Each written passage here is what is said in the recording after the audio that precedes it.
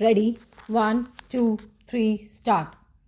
Mr. Deputy Chairman, sir, I rise to support the bill as it proposes to amend the Constitution in a manner so that the most important and the urgent need of our people may be included in our Constitution as fundamental right. Right to work is the essential condition of our existence as a human being. You know, sir, through work, man distinguishes himself from beast and develops his capability to be the master of his fate and controls the nature and build up the civilization. This power to work helps him to control the nature and to use it in his interest. He produces his bread and thus continues his existence. Without work, how can a man earn his livelihood? So it is absolutely related to the caution of his existence. But today, this existence of man is challenged in our country.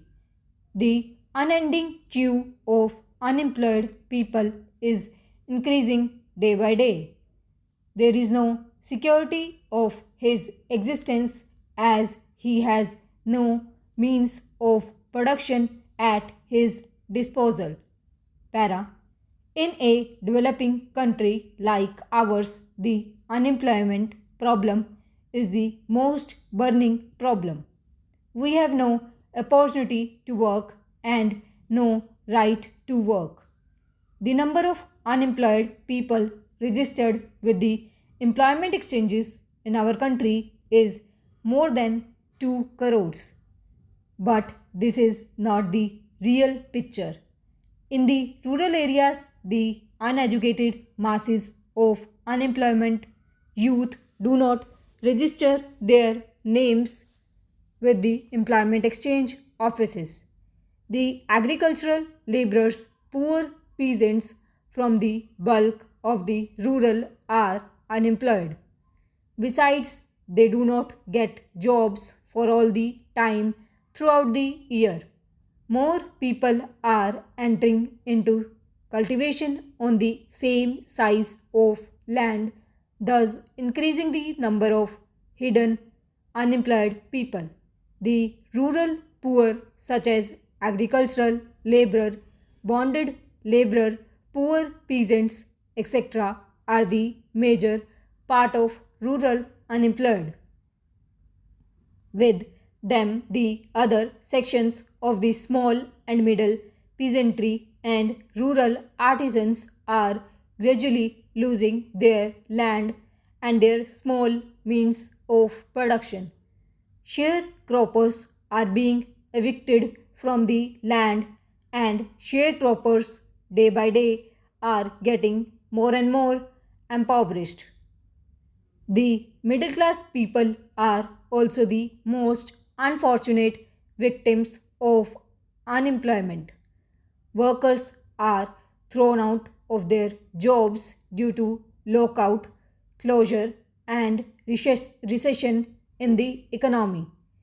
Taking all of them together, the number of unemployed in our country works out to be more than 6 crores.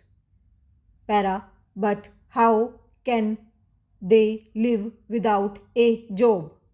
After 65 years of our independence, the ruling class is far behind in getting these people out of this problem.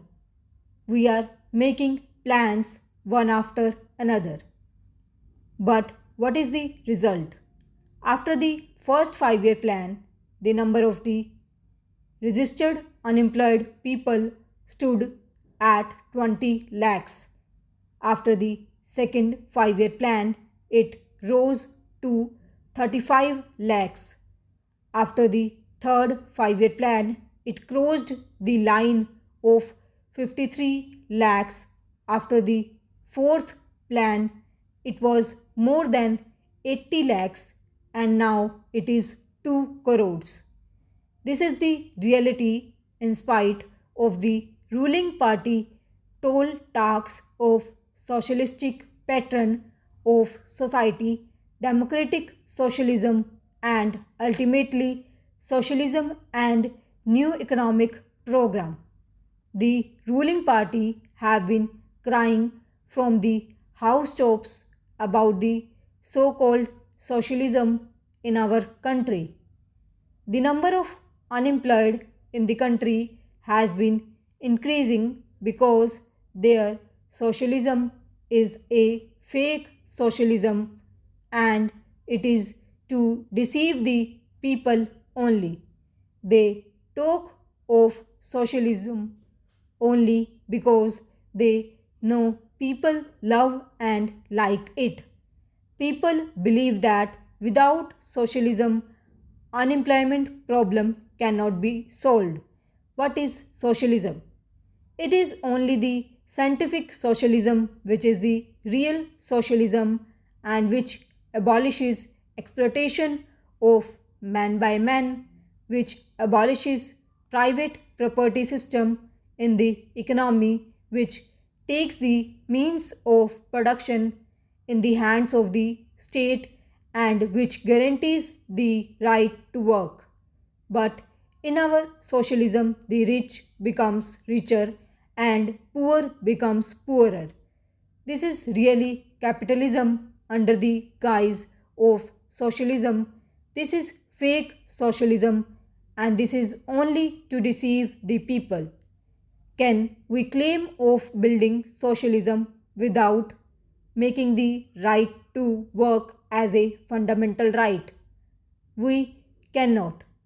In all the socialist countries, this right to work is guaranteed by the constitution as a fundamental right. I would like to quote the relevant articles from the constitution of a few socialist countries. Article 40 of the erstwhile USSR Constitution says that the citizens of the USSR have the right to work, that is, to guaranteed employment and pay in accordance with the quantity and quality of their work and not below the state established minimum, including the right to choose their trade or profession. Article 49 of the Constitution of China says citizens have the right to work. To ensure that citizens enjoy this right, the state provides employment in accordance with the principle of overall consideration and on the basis of increased production, the state gradually increases payment for labor, improves working conditions and strengthens labor protection.